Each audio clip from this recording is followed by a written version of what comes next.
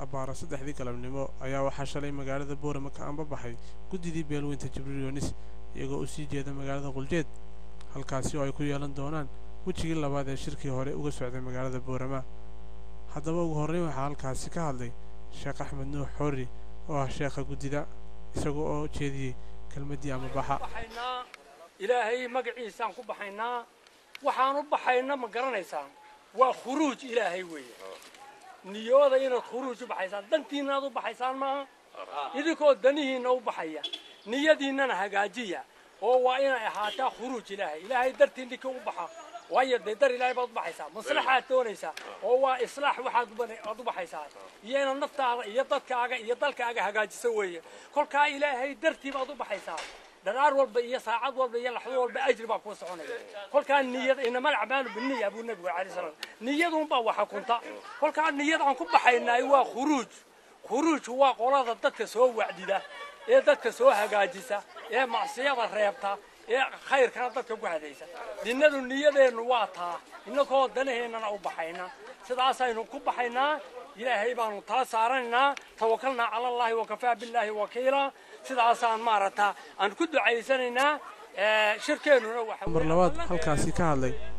xogayaha gudida beelweynta Jibriil Yoonis wadana jaamac Faarax Xareed oo isaguna yiri kelmadahan gubaabada wax diinta islaamka waafaqsan kama soo horjeedo ilaahay baa yiri saddex hadaatiin mid awlul amr samaysta waxa weeye waxa loo baxayeen awlul amarkii reerka hogaamin lahaa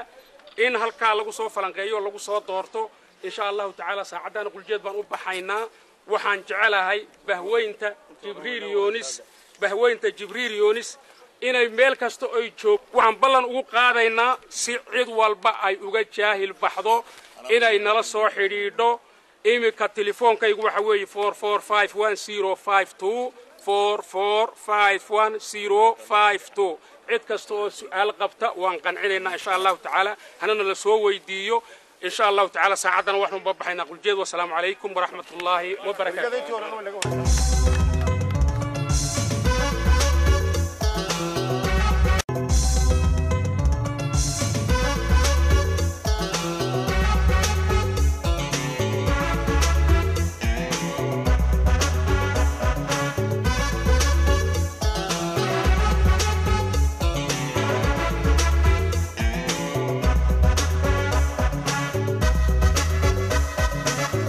halkan aad arkaysaani waa muuqaalka guud ee magaalada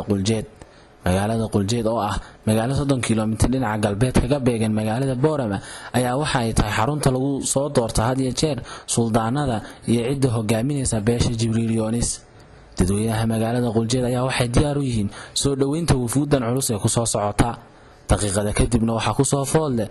waftigii ballaarna ee ka socday beelweynta Jibriil Yoonis waftigii ballaarna ee ka soo kicintimay magaalada Boorama ayaa waxay hadda soo gaareen magaalada Quljeed wadooyinka magaalada ayaa waxa ku sugayay dadweyne aad u tiro badan oo tan iyo saaka wadooyinka socona si ay u soo dhaweeyaan waftigan ballaaran ee ku soo foodle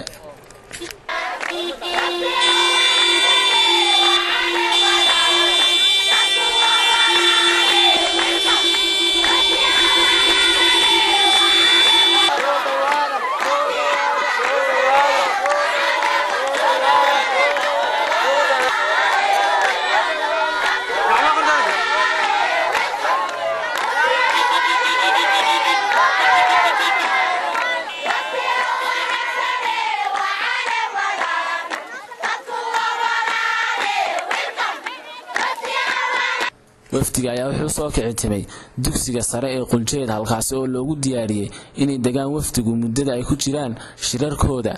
haddaba waxa mar ugu horreyn halkaas ka hadlay xogayaha jaamac Faarax Xareed oo u mahadnaqay dadweynaha reer Quljeed sida diiran ay u soo dhaweeyeen waa duqeydii dhaqanka beelaha Jibriil Yoonis oo timiday magaaladii ay ku socdeen ee Quljeed nabadgelyaan ku nimidnay waxaan aad iyo aad ugu faraxsanahay sida wacan ee reer Quljeed ay noo soo dhaweeyeen halkani waa halkii taariikhda u lahayd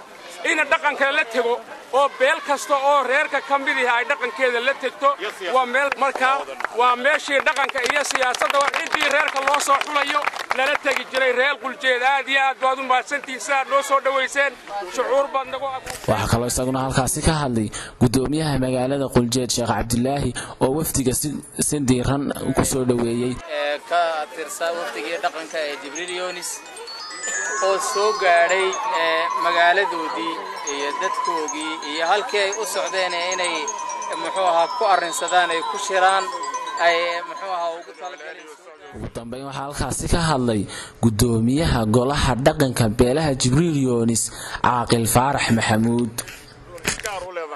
sida haruba u sheegay lagu kala dareebay kolba wixii ishaysta ama xulidaba ahayd maantana waa maalin farxad leh mar labaad waxaan ku soo xulaynaa hogaankii hogaamin lahaa beelaha Jibriil Yoonis ee degan Jigjiga Misayla inta u dhaxeeya oo inta dhex mara dibad iyo dal iyo gudo inaan ku soo xulo iyaanu imanay waana ku soo xuli doonaa ilaahayna si fiican noo waafajiyo beeshana aad iyo aad sida diiranay noo soo dambeeyeen iyaan ugu mahadinaynaa assalaamu calaykum wa rahmatullahi wa barakatuh